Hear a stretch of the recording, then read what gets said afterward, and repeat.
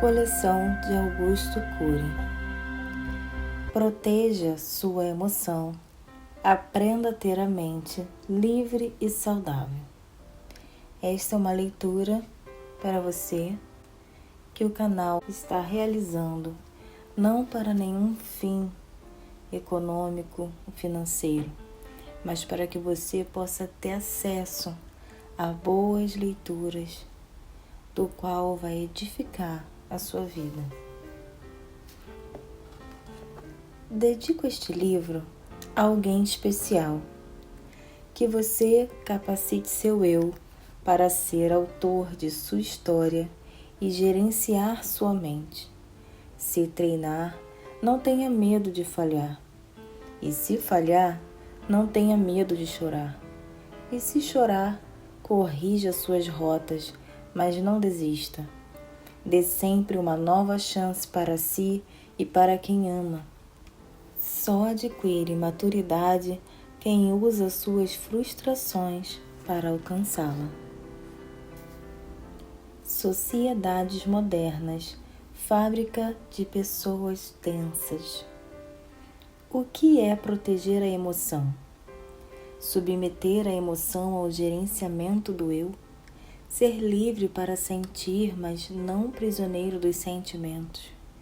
Usar habilidades para filtrar estímulos estressantes. Gerenciar os focos de ansiedade. Dar um choque de lucidez em seus medos, angústias, ansiedade, humor triste, agressividade, impulsividade, dependência. Desenvolver solidariedade, altruísmo, tolerância, capacidade de se colocar no lugar dos outros, preservar a juventude no único lugar em que não é admissível envelhecer, no território da emoção. Paradoxos doentios das sociedades modernas. Minha trajetória como psiquiatra, psicoterapeuta, pesquisador e produtor de conhecimento sobre o complexo funcionamento da mente humana me convenceu de que a nossa espécie, particularmente nas sociedades modernas, está adoecendo coletivamente em seu psiquismo. Isso porque não aprendemos a proteger a mais importante propriedade que cada ser humano possui, seja ele um milionário ou um miserável, a emoção. Eis alguns paradoxos doentios das sociedades modernas, dos quais precisamos proteger nossa emoção. Dependência de estímulos. A indústria do lazer está se expandindo. Nunca tivemos tantas fontes de estímulo para excitar a emoção. A indústria da moda, os parques temáticos, os jogos esportivos, a internet, a televisão, os estilos musicais e a literatura explodiram nas últimas décadas. Portanto, esperávamos que nossa geração tivesse o mais intenso oásis de prazer e tranquilidade, mas nós nos enganamos. Jamais fomos tão angustiados, tristes e inseguros. Muitas pessoas precisam de inumeráveis estímulos para sentir migalhas de prazer. Solidão. A solidão está se expandindo. No começo do século XX, éramos pouco mais de 1 bilhão de pessoas. Hoje, só a China e a Índia têm cada uma mais de 1 bilhão de habitantes. Por vivermos tão próximos fisicamente, pensávamos que a solidão seria estancada. Mas nos enganamos novamente. A solidão nos contaminou. As pessoas estão sós nos elevadores, nos ambientes de trabalho, nas ruas, nos parques, nas praças. Estão sós em meio à multidão. A morte do diálogo. O diálogo está morrendo. Muitos só sabem falar de si mesmos quando estão diante de um psiquiatra ou psicólogo. Pais e filhos não cruzam suas histórias, raramente trocam experiências de vida. A família moderna está se tornando um grupo estranho, cada um vivendo ilhado no próprio mundo. 50% dos pais jamais conversaram com seus filhos sobre suas lágrimas, medos, angústias, pesadelos. Nas empresas e escolas, as pessoas estão próximas fisicamente, mas infinitamente distantes interiormente. Perdas, angústias, medos, conflitos não são verbalizados. 80% das pessoas têm sintomas de timidez. Muitas pessoas tímidas são ótimas para os outros, mas costumam ser carrascos de si mesmas. Discriminação e preconceito. A discriminação chegou a patamares insuportáveis. Infelizmente, nós nos dividimos. Discriminamos e excluímos as pessoas de múltiplas formas. Não honramos o fascinante funcionamento da mente humana, o espetáculo das ideias, nossa capacidade de pensar. Não, poucas vezes. Não é a discriminação imposta pelos outros que mais perturba, mas a autodiscriminação. Você se autodiscrimina ou se diminui? E quanto à sociedade, sente que as pessoas olham com preconceito para você? Esse preconceito o machuca pouco ou muito? Deterioração da qualidade de vida. A qualidade de vida está se deteriorando, apesar dos avanços da medicina, da psicologia e da psiquiatria. O normal tem sido ser ansioso e estressado, e o anormal tem sido ser tranquilo e relaxado. De acordo com o Instituto de Pesquisa Social da Universidade de Michigan, nos Estados Unidos, 50% das pessoas, cedo ou tarde, desenvolveram algum transtorno psíquico, como depressão, fobias, síndrome do pânico, estresse pós-traumático, psicoses, alcoolismo ou farmacodependência, um número assustador. E você, é ansioso, agitado, tenso? Sofre por antecipação? Acorda cansado? Vive fatigado? Anda esquecido ou tem déficit de memória?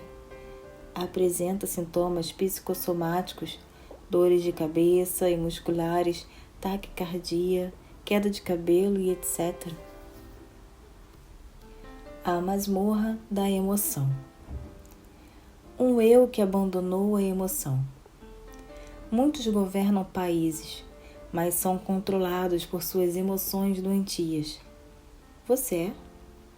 Quem é especialista em proteger sua emoção? Muitos dirigem empresas, mas são algemados por seus sentimentos angustiantes, fóbicos, ansiosos. Sofrem por pequenos problemas e, o que é pior, por coisas que nunca irão acontecer. Você sofre pelo amanhã? Faz o velório das coisas antes do tempo? Será que cuidamos com seriedade da nossa saúde mental, assim como cuidamos de outras coisas? Raramente. Até médicos e profissionais de saúde mental com a responsabilidade de cuidar da saúde dos outros têm dificuldade de cuidar de sua qualidade de vida. Muitos exigem demais de si, trabalham excessivamente, não filtram estímulos estressantes, não administram seu tempo nem sua ansiedade. Dependentes de drogas, principalmente, tornam-se com frequência os maiores carrascos de sua qualidade de vida. Olhe para a sua experiência de vida. Analise o que você tem feito para ser uma pessoa mais estável, tranquila e segura, assim como o que você tem feito para superar sua impulsividade, ansiedade e irritabilidade. Seja sincero. Quanto tempo você tem gasto para viver a vida como uma apaixonante aventura? Emoção saudável. Embora a emoção deva ser administrada, é impossível dominá-la completamente. Ela pode gerar a mais rica liberdade ou a mais drástica prisão, o cárcere da emoção. Muitos vivem nesse cárcere. É impossível em ser rigidamente equilibrado. A emoção se transforma num processo contínuo. A alegria se alterna com a ansiedade, que se alterna com a tranquilidade, que se alterna com a apreensão. Todavia, frustrações bruscas revelam uma emoção doentia. Quem está tranquilo num momento e explosivo em outro, não tem uma emoção saudável. A emoção é mais difícil de ser governada do que os pensamentos. Ela é ilógica e por isso é tão bela. Uma mãe nunca desiste de um filho, por mais que ele a decepcione. Um professor pode investir num aluno rebelde e relapso sonhar que um dia ele vai brilhar. Por ser ilógica, a emoção traz ganhos enormes, mas também grandes problemas. Uma ofensa pode estragar a semana.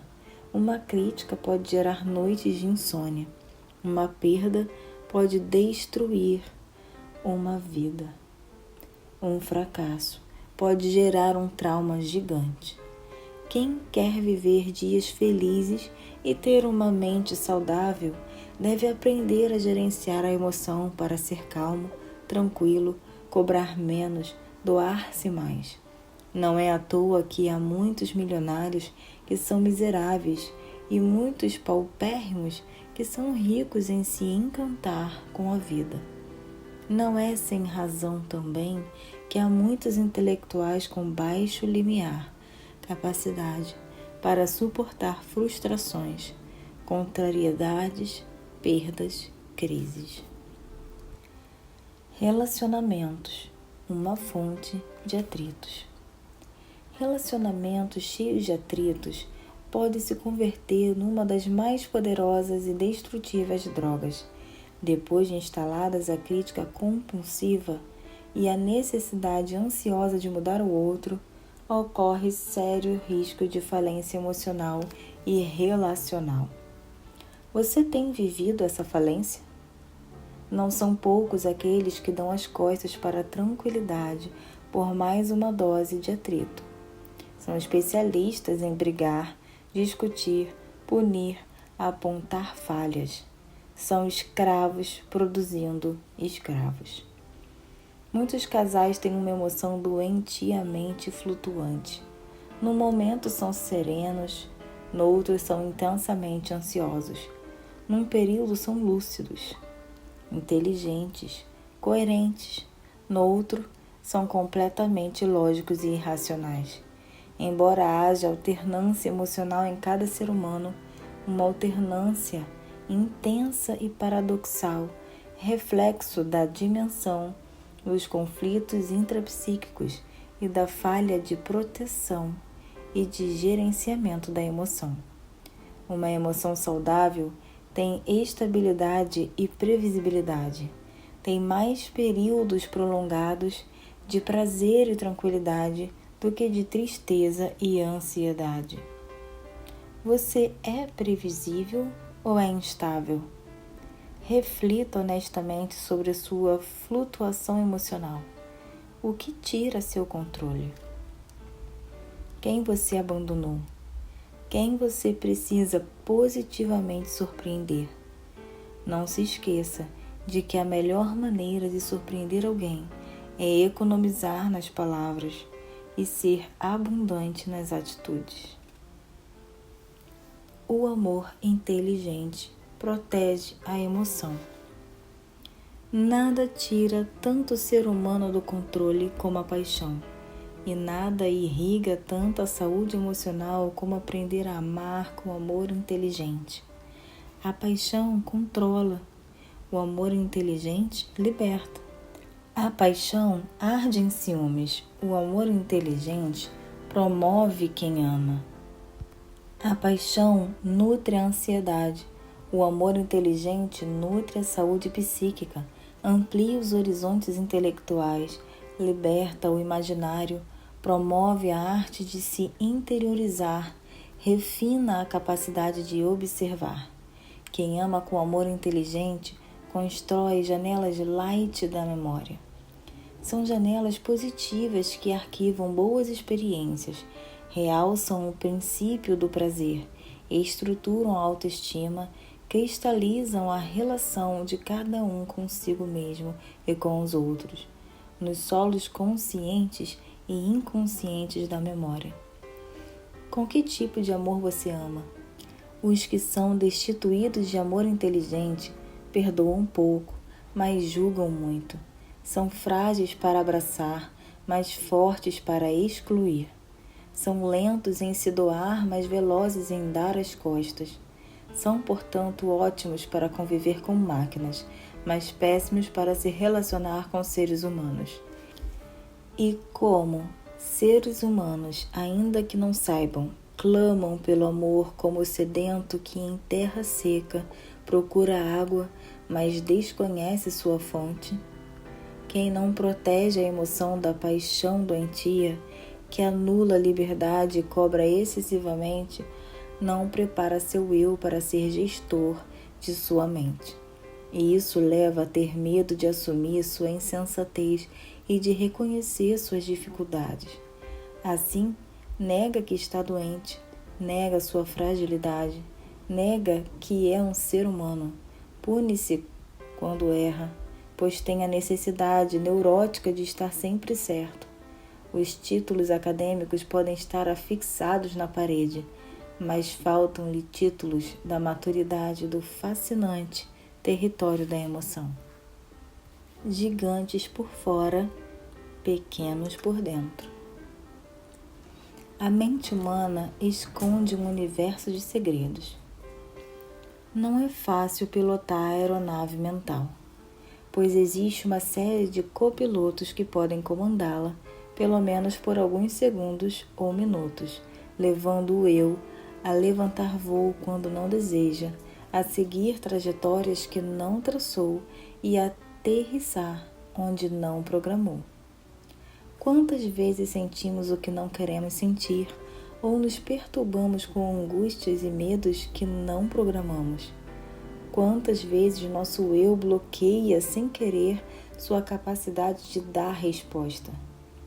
A construção da emoção é, portanto, multifocal.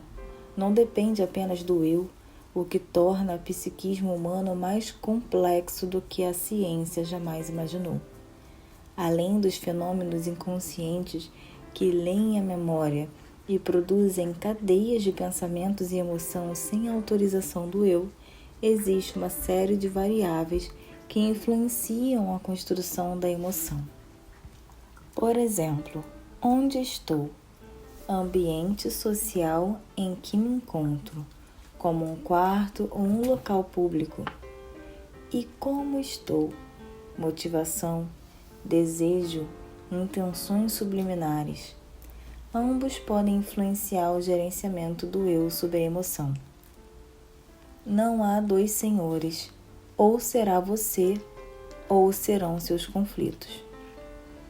Apesar da construção multifocal e da dificuldade de gerenciamento da emoção, não há dois senhores. Ou você gerencia e protege, ainda que parcialmente, o território da emoção, ou ele o dominará. No passado, embora sem nenhum conhecimento de psicologia, as pessoas saudáveis dominavam a emoção pela capacidade intuitiva de contemplar o belo, enfrentar a dor, fazer das perdas lições de vida. Hoje, a sociedade é tão estressante e competitiva que, se não desenvolvermos habilidades para administrar a emoção, o risco de termos uma péssima qualidade de vida é enorme. Reis dominaram o mundo, mas não dominaram a própria emoção. Generais venceram batalhas, mas perderam guerras no território da própria mente. Foram prisioneiros da raiva, do ódio, do orgulho, da angústia, tristeza com sensação de aperto no peito. Se você não administrar sua emoção, será um barco sem leme, dirigido por elogios, aceitações, críticas e frustrações.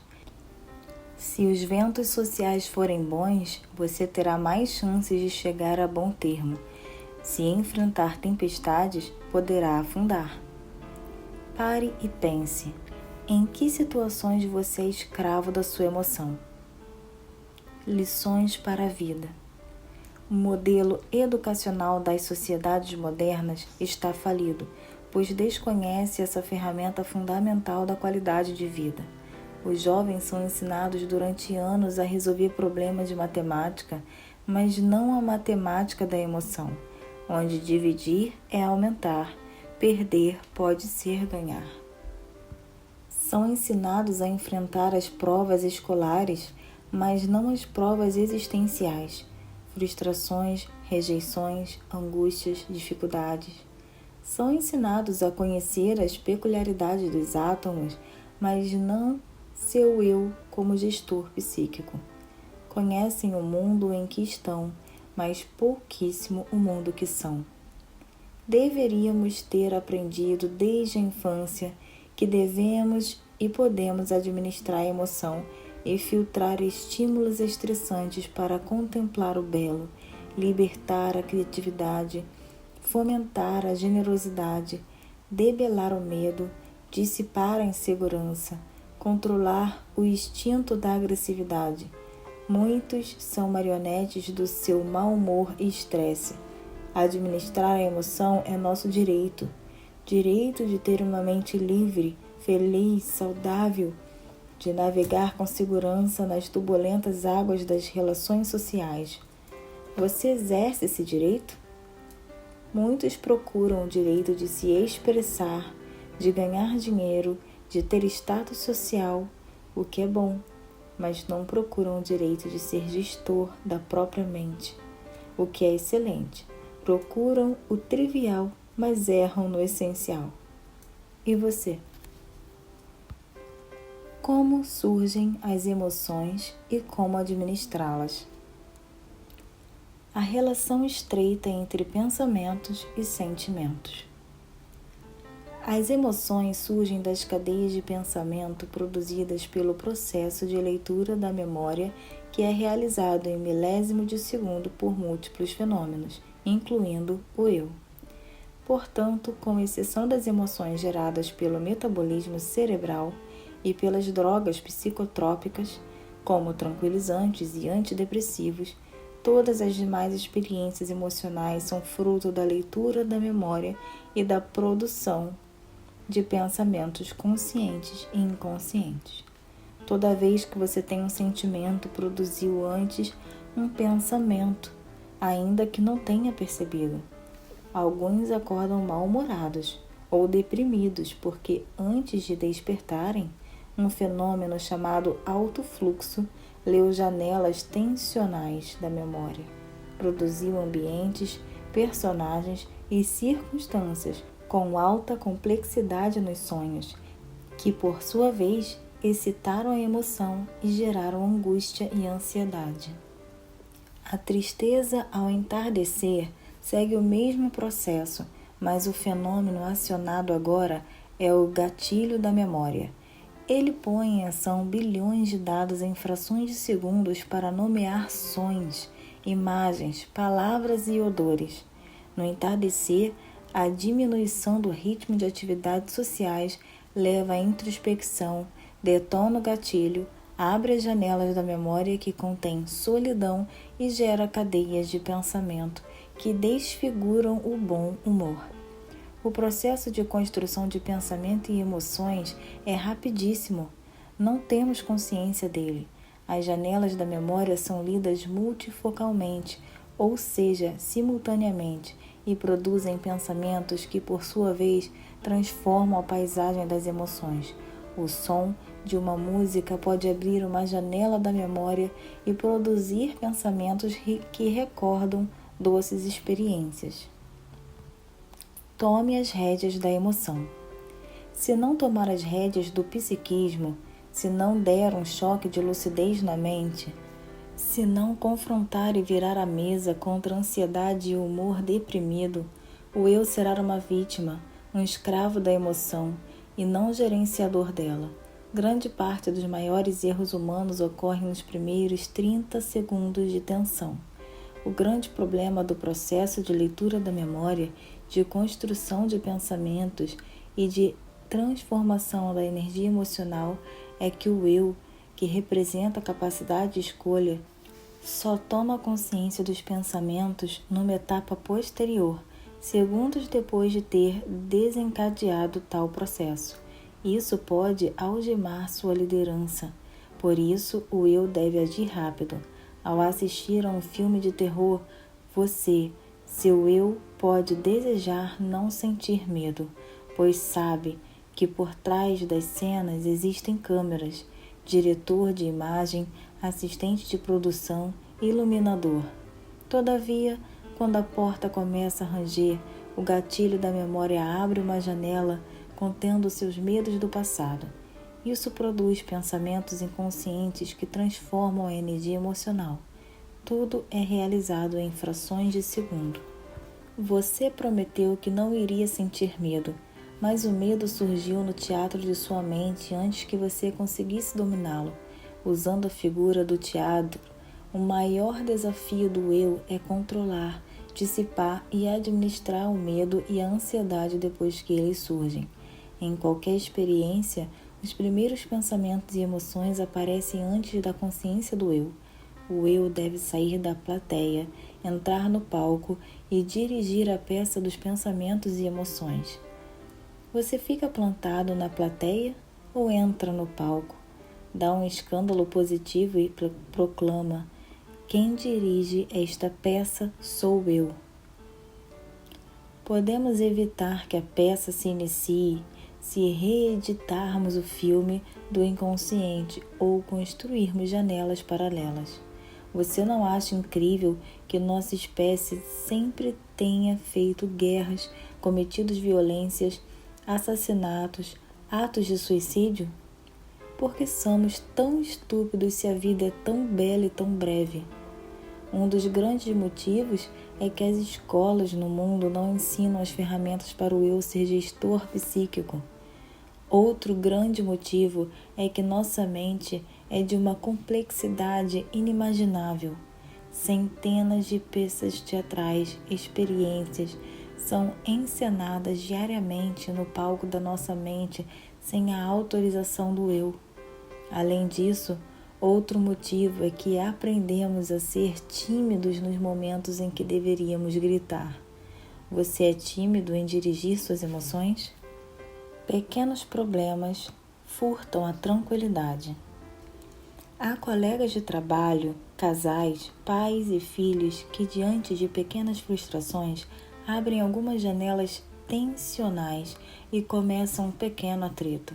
Em seguida, abrem outras janelas killer, janelas assassinas, que armazenam experiências traumáticas como frustrações, perdas, traições, medos, rejeições, raiva e ódio. Mais graves, que resgatam uma série de fantasmas do passado que acusam um ou outro e não interrompem a peça de terror por horas a fio. A relação vira um inferno. Há pessoas que sofrem uma injustiça no trabalho e passam dias pensando no fato e se angustiando.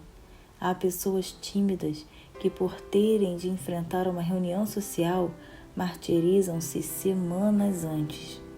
Essas pessoas maravilhosas ficam assistindo ao teatro de terror em sua mente, sem nada fazerem. Não sabem que o eu não é obrigado a viver tais pensamentos e emoções. Não sabem que podem dirigir sua história. Para administrar as emoções, você deve rapidamente duvidar de seus pensamentos perturbadores, duvidar do conteúdo doentio delas. Deve questionar os motivos de sua reação, criticar sua ansiedade, exigir ser livre naquele momento. Enfim, deve usar a ferramenta do silêncio, interiorizar-se e resgatar a liderança do eu. Se não duvidar e criticar as peças teatrais doentias que se encenam em sua mente, o eu vai ser sempre vítima de seus transtornos emocionais. Escravos modernos. Há pessoas que são dependentes das outras, mas não de forma saudável, com cooperação, troca e encorajamento. e sim com cobranças, críticas excessivas, necessidade neurótica de serem o centro das atenções. Estão juntas mesmo sabendo que estão se matando. São escravas da era moderna.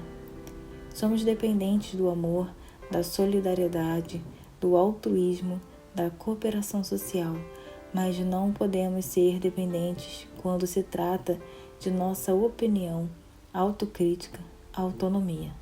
Muitas pessoas não têm algemas de ferro, mas são vítimas das algemas emocionais, geradas pelo pacto fatal do gatilho da memória com as janelas traumáticas. Essas pessoas falam, pensam, raciocinam com adequação e parecem não ser assombradas por nada fora do foco da atenção. Mas, quando o pacto do gatilho e das janelas killer ocorre novamente, o demônio da dependência as domina. É necessário mais do que lágrimas e desejos para superar essa dependência. É vital equipar o eu como gestor das emoções, reescrever as janelas e aprender a ser autor da própria história. Consequências de não proteger a emoção. Ansiedade e sintomas psicossomáticos.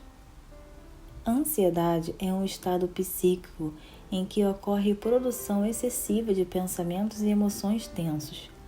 Os sintomas básicos são irritabilidade, intolerância, insatisfação, instabilidade, inquietação, transtorno do sono e, às vezes, sintomas psicossomáticos, como dor de cabeça, gastrite, tontura, nó na garganta, hipertensão arterial, queda de cabelo, dor muscular.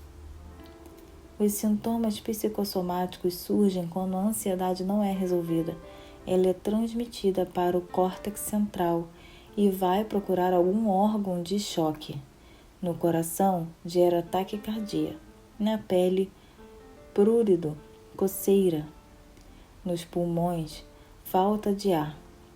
Algumas pessoas têm mais facilidade para desenvolver esses sintomas do que outras.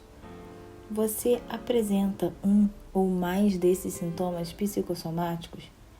Pare. Observe-se e escute-se. Perceba quais são as mensagens emitidas por seu corpo. Hoje sabemos que os transtornos ansiosos podem desencadear uma série de doenças físicas, do infarto a certos tipos de câncer. Nossa mente pode se tornar um oásis para nossa vida ou uma bomba para nosso corpo. Estima-se que mais de 100 milhões de pessoas desenvolveram algum tipo de câncer nos próximos 10 anos. Essa explosão dos casos de câncer não será devida apenas a causas genéticas, tabagismo, alcoolismo, má nutrição e fatores ambientais, entre outros, nem a melhoria do diagnóstico.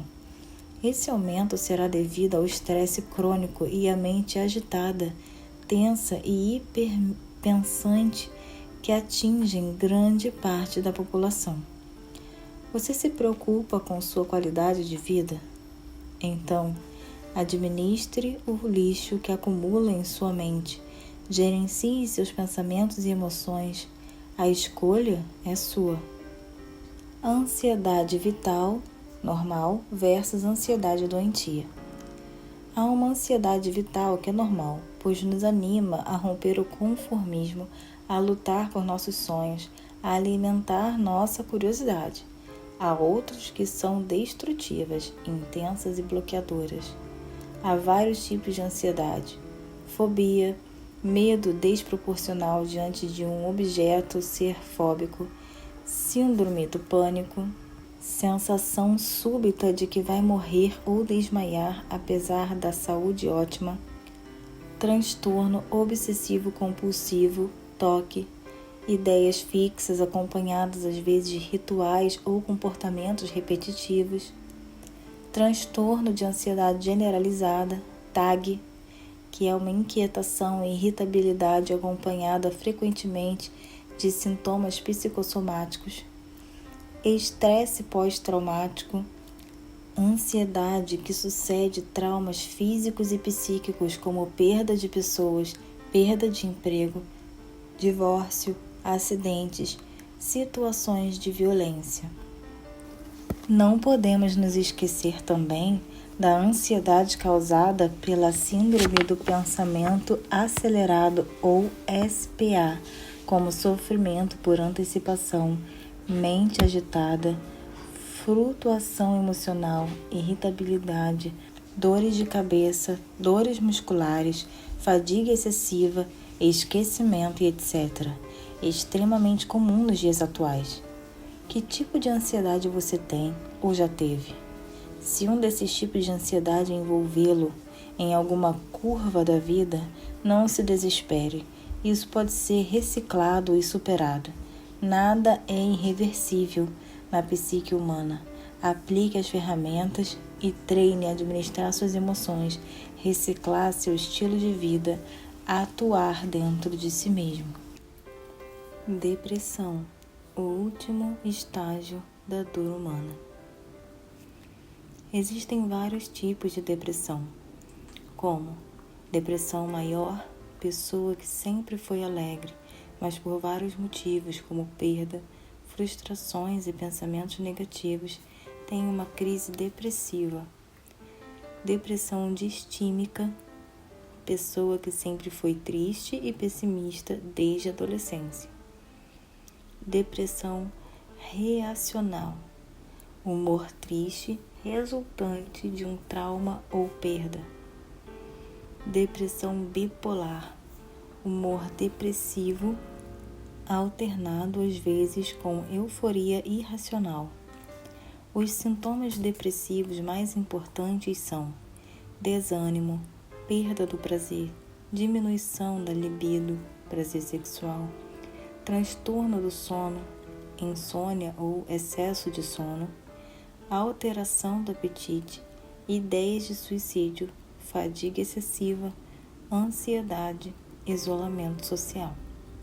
Em alguns casos, existe influência genética, porém não há condenação genética. Se a mãe ou o pai for depressivo, os filhos podem ser alegres, sociáveis e empreendedores. Muitos pacientes deprimidos são ótimas pessoas, mas não têm proteção emocional.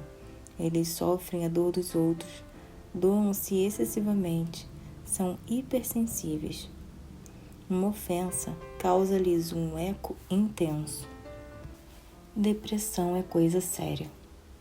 De acordo com a Organização Mundial da Saúde, OMS, 20% da população mundial, cerca de 1,5 bilhão de pessoas, deve desenvolver um quadro depressivo ao longo da vida. Ninguém deve pensar que a depressão é fingimento, fragilidade ou frescura. A depressão não é um estado de tristeza temporário, superado em algumas horas ou dias. É uma doença que pode durar pelo menos 2 ou 3 semanas e às vezes muito mais tempo. Ela deve ser tratada não apenas por meio da psicoterapia, mas também por um psiquiatra experiente e com medicamentos antidepressivos. A depressão acomete todas as classes sociais e leva o mais forte dos seres humanos às lágrimas. Leva generais a se fragilizar, celebridades a perder o brilho e milionários a beijar a lona da miserabilidade. Pode fazer qualquer um se sentir na maior de todas as masmorras, o cárcere da emoção. Essa doença representa o último estágio do sofrimento humano. Não há palavras que expliquem a dimensão dessa dor. Só conhece esse drama quem já viveu esse tétrico espetáculo. A situação é tão dolorosa que muitas vezes leva ao suicídio. Quem pensa em morrer tem sede de viver. Muitos dependentes de álcool, drogas, pessoas deprimidas ou que viveram grandes perdas, traições, crises financeiras ou sentimentos de culpa, asfixiante, entre outros problemas, pensam em morrer. Todos os anos, milhões de pessoas tentam suicídio e, infelizmente, 800 mil conseguem tirar a vida, de acordo com um estudo da Organização Mundial de Saúde, OMS, divulgado em setembro de 2014. Quando uma pessoa pensa em suicídio, na realidade não quer matar a vida, e sim a dor. Filosoficamente falando, todo pensamento sobre a morte é uma manifestação da vida, pois representa a mente viva pensando na morte e não a morte pensando em si mesma. Portanto, não existe a ideia pura de suicídio como muitos psiquiatras e psicólogos pensam. Não existe consciência da inexistência. Quem pensa em morrer tem no fundo fome e sede de viver. Está procurando desesperadamente destruir a angústia, as algemas da emoção deprimida e não terminar com a própria existência. Muitos dos meus pacientes deprimidos que pensavam em suicídio deram um salto em sua qualidade de vida ao descobrirem que na realidade não queriam morrer, mas desejavam superar o caos e viver intensamente. Saíram da plateia, aprenderam a resgatar a liderança do eu, usando as ferramentas certas, deixaram de ser vítimas de sua miséria emocional e se tornaram autores da própria história. Por nada e por ninguém vale a pena deixar de viver. Se você tiver parentes ou amigos com depressão e sem coragem para viver, ouça-os sem criticar. Não lhes dê conselhos superficiais. Empreste-lhes os ouvidos e o coração emocional. Diga a eles que são fortes, que têm uma grande fome e sede de viver. Encoraje-os a não ter medo de se tratar. Uma pessoa madura não dá as costas para a dor, mas a enfrenta com dignidade. Jamais devemos desistir da vida. Devemos enfrentar com humildade e ousadia nossas perdas e decepções. Adote a técnica do DCD, duvidar, criticar e determinar. Devemos duvidar de tudo que nos controla, criticar diariamente cada pensamento perturbador, dar um choque de lucidez em nossas emoções doentias. Grite no único lugar em que não é admissível ficar tímido e amordaçado, dentro de si mesmo. Aliás, reflita, você é tímido no teatro psíquico ou protagonista de sua história? A emoção doentia ama as pessoas passivas, mas a emoção saudável ama as pessoas que a lideram. Se você treinar, administrar a sua emoção, depois de alguns meses o resultado será fabuloso. Você viverá mais tranquilamente, formará plataformas de janelas light.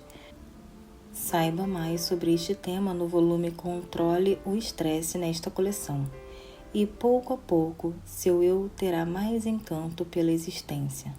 A sensibilidade e a serenidade serão incorporadas gradativamente em sua personalidade. Exemplo de fragmentação de um ser humano.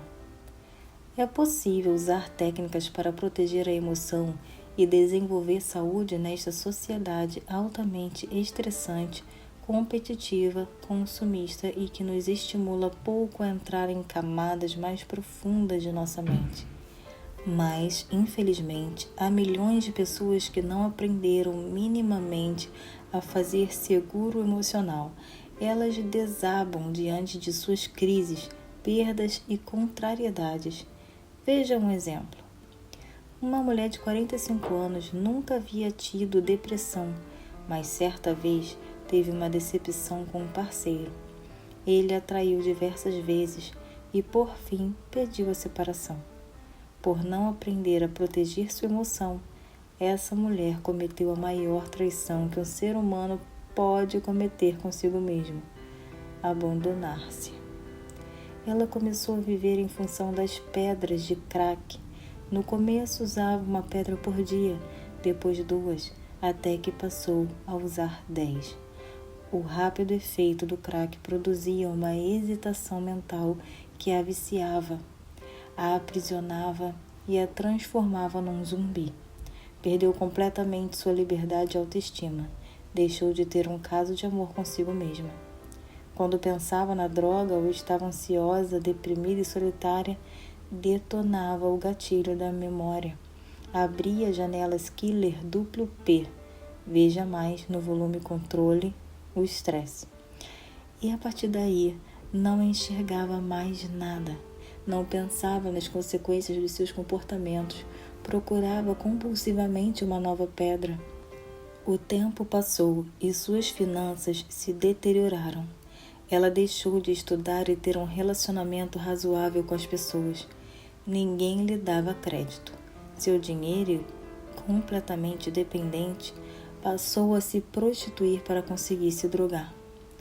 Essa história real e triste indica que em qualquer época, se não aprender a gerenciar pensamentos e emoções, bem como filtrar estímulos estressantes, o eu pode cair na masmorra da dependência e se tornar vítima da sua história e não o autor dela. Técnicas para proteger a emoção. Número 1. Doar-se sem esperar retorno. Quem espera excessivamente retorno ou reconhecimento dos outros, em especial dos mais íntimos, pode não ter qualquer proteção emocional. Ao se doar para os filhos, alunos, parceiro, amigo e colegas, diminuir a expectativa de retorno é fundamental para filtrar estímulos estressantes nas relações sociais. 2.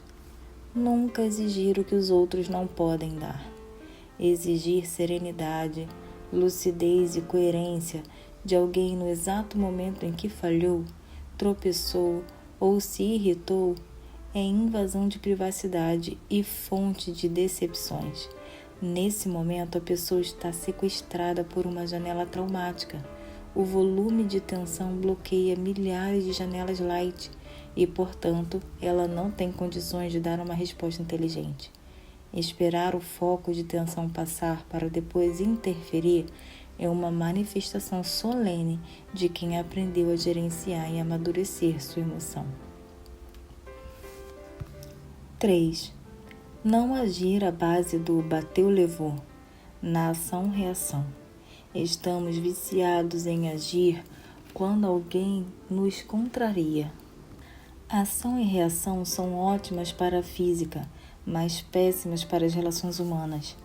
Quem é impulsivo ou reage sem pensar, além de não proteger sua emoção, pode fazer dela uma lata de lixo social e destruir seus melhores relacionamentos. Você pode ter 100 atitudes saudáveis, mas se reagir grosseiramente uma vez, poderá asfixiar todas as outras positivas. Lembre-se de que nos primeiros 30 segundos de tensão, podemos cometer os maiores erros da vida, dizer palavras que jamais deveriam ser ditas a quem amamos. Faça a oração dos sábios nos momentos de conflito, o silêncio. Em seguida, aplique a próxima técnica. 4. Conquistar primeiro o território da emoção, depois o da razão. Surpreender positivamente antes de criticar. A melhor maneira de contribuir com alguém que nos frustrou não é apontar a falha, pois tal atitude invade a privacidade e expande a janela killer. A melhor atitude é surpreender, elogiar, mostrar seus valores e, no segundo momento, apontar suas falhas. Quem rompe o caráter do fenômeno bateu-levou e surpreende as pessoas que o frustram, torna-se um conquistador. Marca suas histórias, encanta-as. 5. A maior vingança em relação a um inimigo é perdoá-lo. Primeiro passo. E elogiá-lo, segundo passo. A aplicabilidade dessa ferramenta pode não melhorar se o ofensor desafeta o inimigo, mas certamente mudará você. Protegerá sua emoção, filtrará estímulos estressantes e melhorará seu sono e humor. Lembre-se, os frágeis condenam, os fortes perdoam e os sábios encontram motivos para elogiar. Eles saem do rol dos comuns. Um homem que aprendeu a proteger sua emoção, enfrentando o caos da emoção. Há 2000 anos, houve um homem que podemos classificar como o mestre dos mestres da qualidade de vida. Ele atravessou o caos emocional com uma maturidade que surpreende a psiquiatria. Logo antes de ser preso e crucificado, o jardineiro da vida estava no jardim do Getsemane, preparando-se para suportar o insuportável. Judas estava a caminho com uma escola de 300 soldados. Jesus teria de enfrentar no dia seguinte 4 julgamentos, nas casas de Anás, Caifás, Herodes, Antipas e Pilatos, e por fim a condenação. Teria de suportar seu caos de forma diferente de qualquer miserável que morrera injusta e penosamente. Teria de proteger sua emoção, perdoar em vez de condenar, compreender em vez de excluir, manter a serenidade em vez de ser controlado por janelas killer. Veja mais no volume Controle o Estresse nesta coleção. Quem conseguiria gerenciar sua psique e ser líder de si mesmo em tais situações? Quem conseguiria pensar em seus alunos nessas circunstâncias? Mas ele o fez. Ele entrou no anfiteatro de seus pensamentos e no território de sua emoção e foi autor da própria história enquanto o mundo desabava sobre ele. Por alguns momentos analisou todas as possibilidades dolorosas que sofreria. Seu pensamento acelerou-se, sua emoção deprimiu-se, mas sabia que não podia ser escravo de seus pensamentos antecipatórios. Algo dificílimo naquele foco de tensão. Para a surpresa dos discípulos que o achavam imbatível, ele disse que sua alma estava profundamente angustiada. Os discípulos se abalaram, nunca o tinham visto se fragilizar, e se assombraram mais ainda porque começaram a presenciar seus sintomas psicossomáticos, como falta de ar e suor excessivo. Ele teve hematidrose, suor sanguinolento, um sintoma raríssimo que só ocorre no topo do estresse. Mas no instante que o volume de tensão era enorme, Jesus se levantou. Seu eu saiu da plateia, deixou de ser vítima de seus pensamentos, entrou no palco de sua mente e assumiu o papel de diretor de sua emoção. É uma pena que esse notável homem só tenha sido estudado ao longo da história sob o ângulo da religião e da teologia. Estudá-lo pela ótica da psiquiatria, da psicologia e da sociologia proporciona um banho de lucidez. Jesus jamais abriu mão de ser líder de si mesmo. Jesus não abriu mão de resgatar a liderança do eu, mesmo no limite da ansiedade e da angústia. É admirável. Nunca perdeu o controle de si mesmo. Ele não queria que seus discípulos fossem heróis ou perfeitos. Queria que não tivessem medo de chorar, de declarar seu sentimento, de se abrir com alguns íntimos. Queria, em especial, que não abrissem mão de gerenciar, pelo menos minimamente, seus pensamentos e emoções. O professor, mesmo no ápice de sua dor, treinou seus discípulos para ser autores da própria história. À medida que ele orava e clamava ao Pai, faziam um exercício psíquico de primeira grandeza. Sua mente havia se tornado um teatro de terror por tentar se preparar para aguentar o insuportável. Mas em vez de ser passivo e se entregar ao desespero, ele declarou solenemente que não queria ser escravo de sua emoção. Mesmo chorando com taquicardia e suando sangue, ele virou a mesa dentro do próprio ser, duvidou da força do medo, criticou suas ideias perturbadoras e determinou ser livre. Reafirmo, ele saiu da plateia, entrou no palco e se tornou ator principal do teatro de sua mente. Fez à sua maneira o DCD, duvidar, criticar, determinar. Desse modo, governou com incrível maestria sua angústia depressiva e sua crise de ansiedade. Sua emoção se tranquilizou e sua capacidade de pensar voltou a ser livre. Somente isso explica as reações poéticas e gentis que ele teve quando Judas o traiu. Para quem o mestre dos mestres declarou sua dor? Para 3 alunos que em seguida o decepcionaram ao máximo: Pedro, Tiago e João. Pedro o negaria dramaticamente e Tiago e João o abandonariam no momento em que Jesus mais precisaria da presença deles. Foi para essas pessoas que o frustrariam muitíssimo que o professor teve a coragem de se abrir e mais coragem ainda de ensinar as mais importantes lições para protegerem sua emoção. Muitos líderes religiosos não estudaram o psiquismo de Jesus e, portanto, não aprenderam essas intrigantes lições. Eles são solitários, têm medo de se abrir. A ninguém comunicaram sua angústia, seus medos e depressão. Morrem em silêncio. E você, sabe se abrir? Tem medo de se frustrar? Tranca seus conflitos num cofre ou os esconde debaixo do tapete do seu status ou trabalho? Abre mão de gerir sua mente, atravessa o caos, tropeça ou se acidenta? Lembre-se de que proteger a emoção é ser livre para sentir, mas não algemado pelos sentimentos. É capacitar o eu para gerenciar o medo, reciclar a ansiedade, superar a insegurança, dominar a dependência psíquica.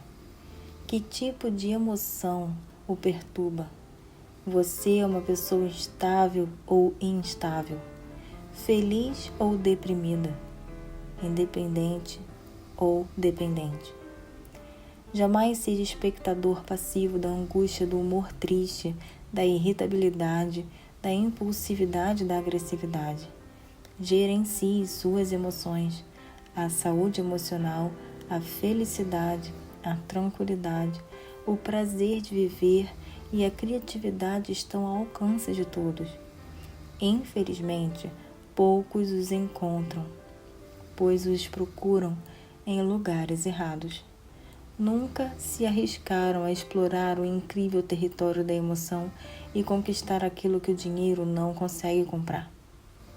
No meu livro Petrus Logos, diferentemente do que ocorre no livro Harry Potter, em que o personagem usa uma varinha mágica para resolver os conflitos, estimulo os jovens de todo o mundo a usar sua inteligência para explorar e proteger o incrível mundo da emoção. Afinal, ser livre e emocionalmente saudável depende de treinamento e educação, como visto neste volume que você acabou de ler. Augusto Cury é psiquiatra, psicoterapeuta, cientista e escritor. Sua obra, com quase 40 livros, entre ficção e não ficção, está publicada em mais de 70 países e vendeu 23 milhões de exemplares somente no Brasil. Autor da teoria da inteligência multifocal, que estuda a formação do eu, os papéis da memória e a construção dos pensamentos. É um dos poucos pensadores vivos cuja teoria é objeto de estudo em cursos de pós-graduação, mestrado e doutorados internacionais. Cury criou o programa Escola da Inteligência para ser introduzido na grade curricular com enfoque na educação da emoção e no desenvolvimento da inteligência. O Instituto Augusto Cury, em formato de franquia, promove cursos para adultos e crianças e corporativos com vistas ao desenvolvimento da qualidade de vida e da excelência emocional. www.institutoaugustocury.com.br. Obrigada e até logo.